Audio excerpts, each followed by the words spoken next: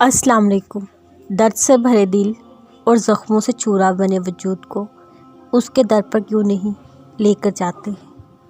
جو سکون کی وادیوں کا بادشاہ ہے اس کے پاس جا کر اپنے پیالے میں سکون کیوں نہیں بھروا لاتے؟ کیوں مایوس ہو کر بیٹھ گئے ہو کہ اب کچھ نہیں ہو سکتا، سب راستے بند ہو گئے اور سب ختم ہو گیا؟ موسوں کی بستی کا بادشاہ ہے، اس کو یقین کا نذرانہ دے کے اپنے حصے کے معجزات کیوں نہیں لکھوا آتے؟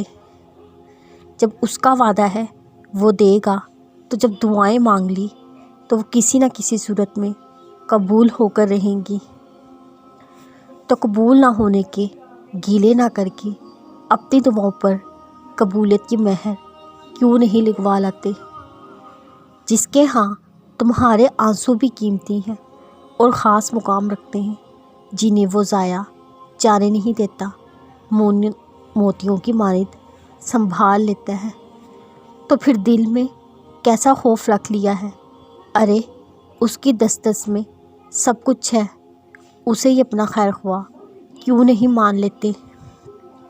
وہ جانتا ہے، وہ دیکھ رہا ہے، تم انتظار کر رہے ہو، آسمان پر نظریں جمائے ہوئے ہو اس کے کون کے لیے۔